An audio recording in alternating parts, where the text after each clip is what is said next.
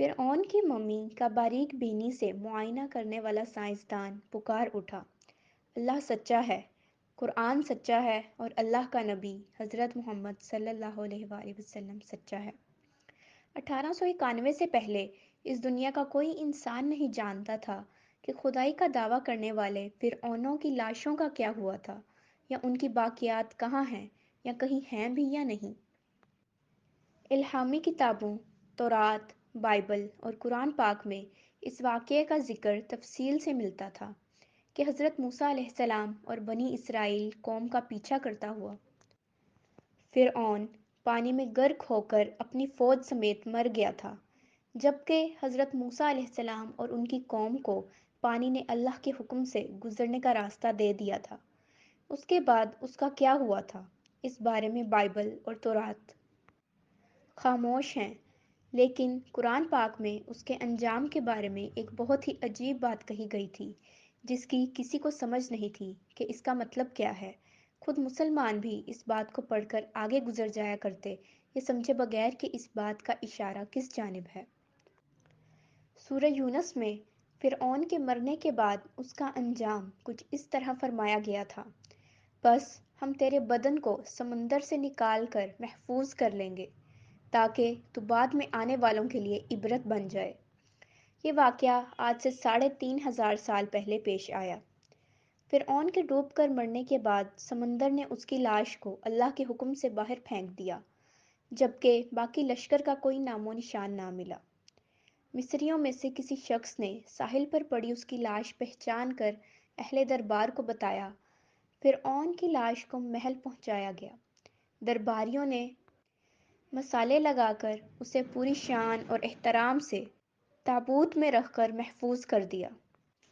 حنوط کرنے کے عمل کے دوران ان سے ایک غلطی ہو گئی تھی۔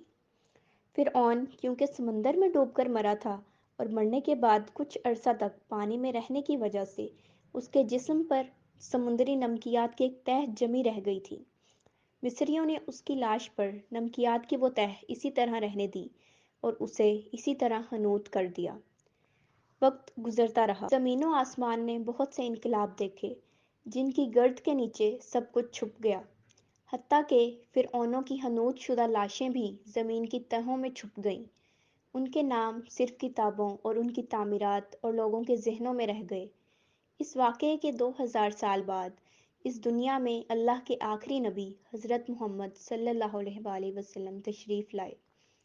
ان پر نازل ہونے والی کتاب جو کہ آخری کتاب ہے، اس میں فرعونوں کے قصے بڑی تفصیل کے ساتھ بیان کیے گئے تھے، اور اسی سلسلے میں اس فرعون کا جسم محفوظ کرنے کی بابت آیت بھی نازل ہوئی تھی، جس کی سچائی پر سب اہل ایمان کا پختہ یقین تو تھا، لیکن وہ سمجھنے سے قاصر تھے کہ اس خدائی کا دعویٰ کرنے والے کی لاش کہاں محفوظ کی گئی اور کیسے اسے عبرت کا نشان بنایا جائے گا۔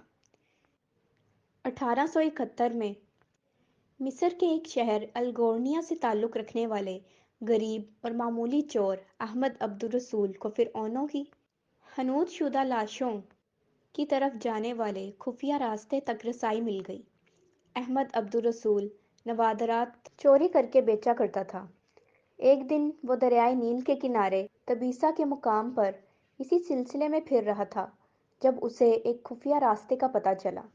وہاں وہ نوادرات کی چوری کے لیے جگہ کھود رہا تھا کہ اسی دوران اسے کچھ لوگوں نے پکڑ لیا اور پولیس کے حوالے کر دیا۔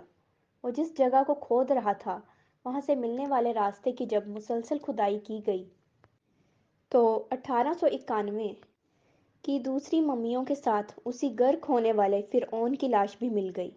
اس کے کفن پر سینے کے مقام پر اس کا نام لکھا ہوا تھا۔ ان ممیوں کو ماہرین قاہرہ لے گئے۔ جب ان ممیوں کا تفصیل سے جائزہ لیا گیا تو فرعون والی ممی پر جمی نمکیات کی تہہ سے تصدیق ہو گئی کہ یہ وہی فرعون ہے جسے اللہ نے پانی میں غرق کر کے بدترین انجام سے ہمکنار کیا تھا۔ یہ بہت بڑا واقعہ تھا۔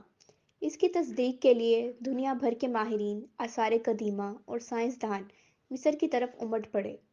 مختلف سائنسی ٹیسٹ کرنے کے بعد دنیا بھر کے سائنسدانوں نے تصدیق کر دی کہ دوسری سب لاشوں کی نسبت صرف فرعون کی لاش پر ہی سمندری نمکیات کی تہہ جمی ہوئی تھی۔ اس تصدیق کے بعد اسے فرعون کی لاش قرار دے کر عجائب گھر میں محفوظ کر دیا گیا۔ 1982 میں فرعون کی ممی خراب ہونے لگی تو اس وقت کی مصری حکومت نے فرانس کی حکومت کو درخواست کی کہ فرعون کی ممی کو خراب ہونے سے بچایا جائے، نیز جدید سائنسی ذرائع سے اس کی موت کی وجہ بھی معلوم کی جائے۔ چنانچہ مصری اور فرانسیسی حکومت نے مل کر ممی کو فرانس لے جانے کا انتظام کیا۔ جب فرعون کی لاش کو فرانس پہنچایا گیا تو ایئرپورٹ پر اسی دور کے فرانسیسی صدر بذات خود حکومت کے اعلیٰ عہدیداروں، تمام وزراء اور فوج کے افسران کے ساتھ استقبال کے لیے موجود تھے۔ فرعون کی لاش کا استقبال کسی عظیم زندہ بادشاہ کی طرح کیا گیا۔ فوجی دستوں نے سلامی دی۔ فرعون کی ممی کو ماہر ڈاکٹروں کی ٹیم کے حوالے کیا گیا۔ اس ٹیم کی سربراہی ڈاکٹر مورس بوکائے نے کی تھی۔ مائکروسکوپک ٹیسٹوں کے ذریعے ممی کے تمام اعضاء کا باریک بینی سے جائزہ لیا گیا تو معلوم ہوا کہ اس کی لاش اور جسم میں سمندری ذرات ابھی تک موجود ہیں اور موت کی وجہ بھی پانی میں ڈوبنا ہی ہے۔ ایک بادشاہ کی موت پانی میں ڈوبنے کی وجہ سے ہو، یہ ڈاکٹر مورس کے لیے حیرت کی بات تھی۔ اس نے اس ممی کے بارے میں مزید جاننے کی کوشش کی تو اسے معلوم ہوا کہ اس بادشاہ کی موت کے حالات مسلمانوں کے نبی حضرت محمد صلی اللہ علیہ وآلہ وسلم پر اتری کتاب قرآن پاک میں تفصیل سے درج ہیں۔ اسے علم تھا کہ جہاں سے یہ لاش ملی ہے وہ ایک اسلامی ملک ہے، چنانچہ تجسس کے ہاتھوں مجبور ہو کر وہ مصر پہنچا۔ وہ ایک سائنسدان تھا۔ اس نے اس معاملے میں مصر میں ہی ایک سائنسدان سے ملاقات کی۔ اس سائنسدان نے قرآن پاک کھول کر اسے سورہ یونس کی آیات 90 تا 92 کا ترجمہ لفظ بہ لفظ سنایا۔ فرعون کی خدائی کا دعویٰ، اس کا پانی میں ڈوب کر مرنا اور پھر پانی سے نکال کر اس کی لاش کا حنوط ہو جانا اور پھر دوبارہ لاش کا ملنا اور پھر اس کی لاش کو جدید سائنسی دور میں دوبارہ محفوظ کیا جانا، سب کا اشارہ ایک جانب ہی تھا اور بہت واضح تھا: تجھے بعد میں آنے والوں کے لیے عبرت کا نشان بنا دوں گا۔ فرعون کی لاش ایسے محفوظ کر کے دنیا کے سامنے لا کر رکھ دی گئی ہے کہ انٹرنیٹ کی ایک کلک پر، رسائل و جرائد پر، ٹی وی چینلز پر اور عجائب گھر میں اربوں انسانوں کی آنکھوں کے سامنے پچکی اور قابل ترس حالت میں موجود ہے، عبرت کے لیے، سوچنے کے لیے کہ عبادت کے لائق اور ہمیشہ رہنے والا وہی ہے جو سب کا خالق اور رازق ہے۔ ڈاکٹر مورس نے آیات کا ترجمہ سنا تو اسی وقت پکار اٹھا: اللہ سچا ہے، قرآن سچا ہے اور اللہ کا نبی حضرت محمد صلی اللہ علیہ وآلہ وسلم سچا ہے۔ کلمہ پڑھا اور مسلمان ہو گیا۔ اگر آپ کو ہماری ویڈیوز اچھی لگی ہیں تو پلیز شیئر کریں اور ہمارا چینل سبسکرائب کر کے بیل آئیکن کو پریس کریں۔